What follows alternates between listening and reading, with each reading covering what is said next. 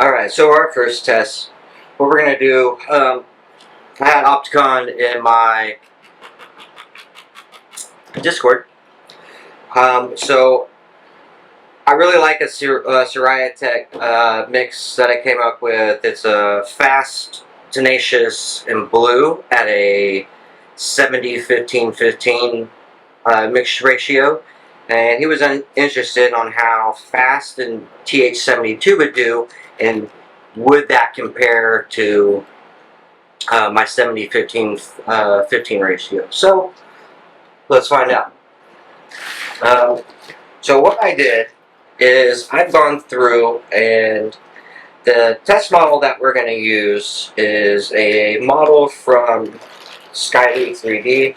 And I'll put a link to his Patreon in the description if you want to go ahead and give him a follow.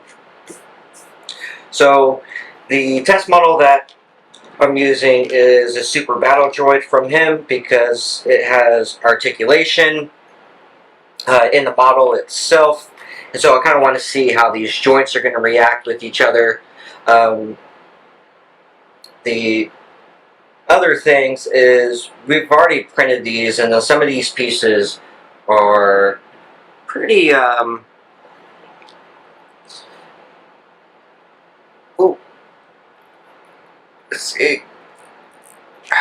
come on, they're pretty, as we would say, fragile. So we'll see how they do in this test. So we'll start off with the validation matrices. I printed off the validations to verify the print settings for each one. I didn't post-cure these. I wanted to see if there was a difference between post-cure and non-cured. So with the validation matrix, there is a ton of flex. A lot more than what you would see in the 70-15-15 ratio. That's pre-cured. Now post-cured, it definitely gets a bit more rigid, I would say. But yeah, there's quite a bit of flex in there before we get to the breaking point. So that's promising in and of itself. So let's kind of see how this model goes together. So let's try to get some parts mixed out. We got hands, legs, and feet. So with this model, a lot of pieces, they're going to basically just snap in place, which makes this an awesome model.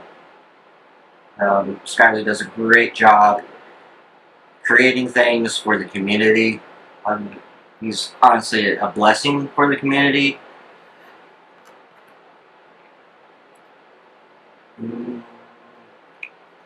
And so, as far as tolerance wise, everything does seem good at the moment.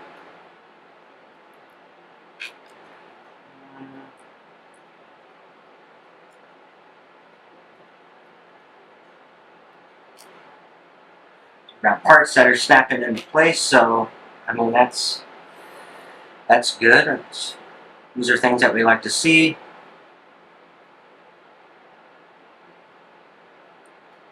Now with this particular resin mix, this isn't meant for articulation. So what that means is, as we combine these pieces together, what's going to end up happening is we're going to get dusting, which is going to affect tolerance and eventually lead to joint wear, which will then fail.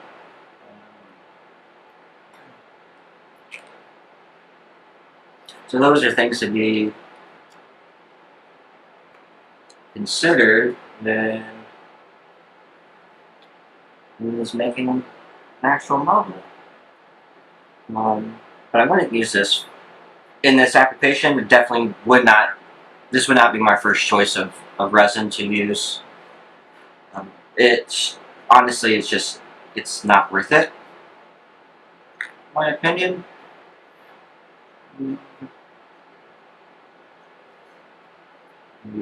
That.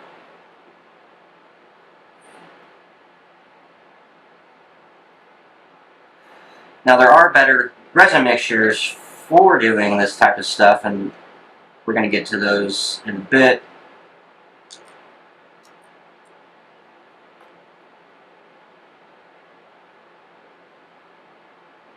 I mean, as far as stuff going together, everything seems to be going together really well.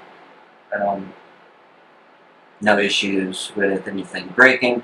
I'll kind of mess around with this here in a moment. Try to not necessarily break apart.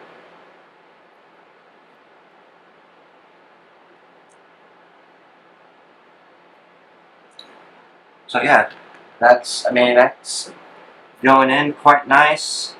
We have legs.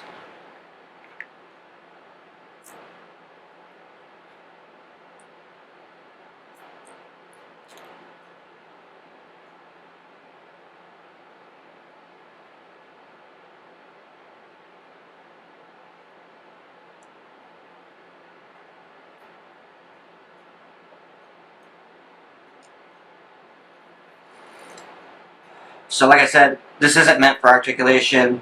This leg is really kind of loose now ever since I put it in, and that's just because the resin filament's going to kind of wear down. But yeah, I think I've seen enough of, as far as this mixture is concerned.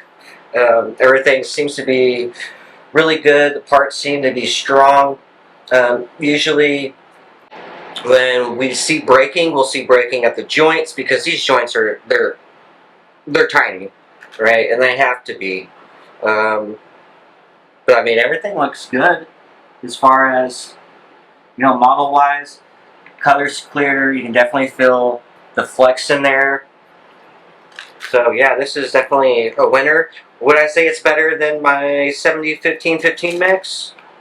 I would say, depending on application. If I had some brittle parts, absolutely. I think I'm going to use this over that. If I have some big chunky parts that I don't want to get damaged in any way, then I think I will. I'll use my 70-15-15 mix. So there we go.